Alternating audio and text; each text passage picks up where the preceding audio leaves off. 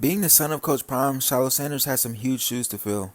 I mean, his dad is arguably one of the greatest players to ever step on the field. And with a brother like Shador, it's easy to get caught in the shadow. And with all the high expectations for you, when you mess up, it's going to be magnified. And we've all seen firsthand how quickly the fans turn on him after he has a bad game. Now, do I think Shiloh Sanders is a perfect all-around football player? No, nobody is. But I do think he deserves a lot more respect than he receives. Unlike his father, Shiloh has a very hard-hitting, aggressive style of play, which began during his childhood. But a lot of people don't realize Shiloh originally played corner like his father, and was also active on both sides of the ball, similar to Travis Hunter. This explains a lot of the skills we see in his game today, like tracking down ball carriers and having great vision on the field.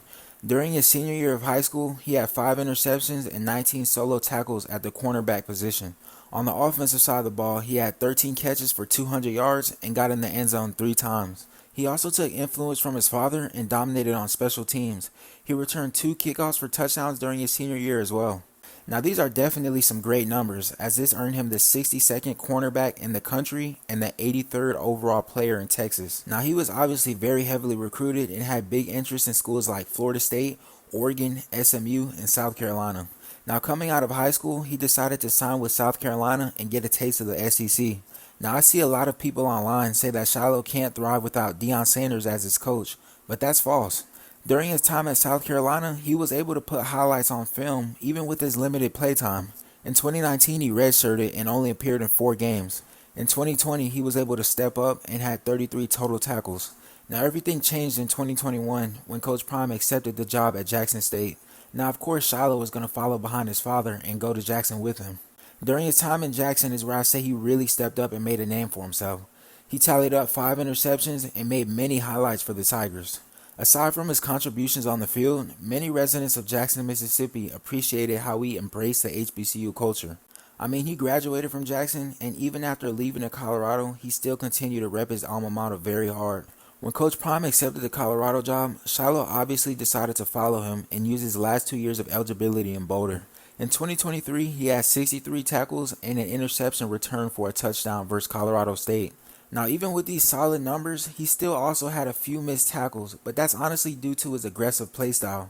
Not using that as an excuse at all, but sometimes he needs to wrap up when he's coming down for a big hit. But I mean, literally every player has things that they need to work on. Coming into 2024, he knew he needed a big season for his last year of eligibility. He kicked it off with a huge game versus North Dakota State, where he racked up 6 solo tackles in Colorado's electrifying win. Now the following week, disaster struck when Shiloh broke his forearm during Colorado's anticipated game versus Nebraska. This felt like a huge letdown for Shiloh, as he knew he needed every opportunity he could get during his final season. Now a broken forearm is a very serious injury and often takes a few months to fully heal. But with this being Shiloh's last year of college eligibility, you can't really blame him for only sitting out 3 games. He knew how important this was to his future and rushed back for the Big 12 matchup versus Kansas State. Now with his injury and also the time that he missed, Shiloh did not look like himself on the field at all, and haters from around the country didn't waste any time to let him know how bad he played. They threw dirt on his name all week, but he didn't let that affect his confidence and the way he viewed himself. And to me, this is one of the most important parts of not only being a football player, but a man as well. The following week, Shiloh changed the narrative and had a huge game versus Arizona. This helped Colorado regain their momentum and go on a 3-game win streak before losing to Kansas and shattering their playoff hopes. During his final regular season game, Shiloh left it all on the field versus Oklahoma State. He racked up 4 solo tackles, including a huge hit on highly ranked running back Ollie Gordon, and he also had a big fumble recovery toward the beginning of the first half. With the Buffaloes missing the playoffs, Shiloh only has one more opportunity to show his potential. And me personally, I think he definitely has what it takes to play in the NFL. He's a very hard worker and can play both corner as well as safety. But this offseason is very important for him as he has a lot of things to improve on.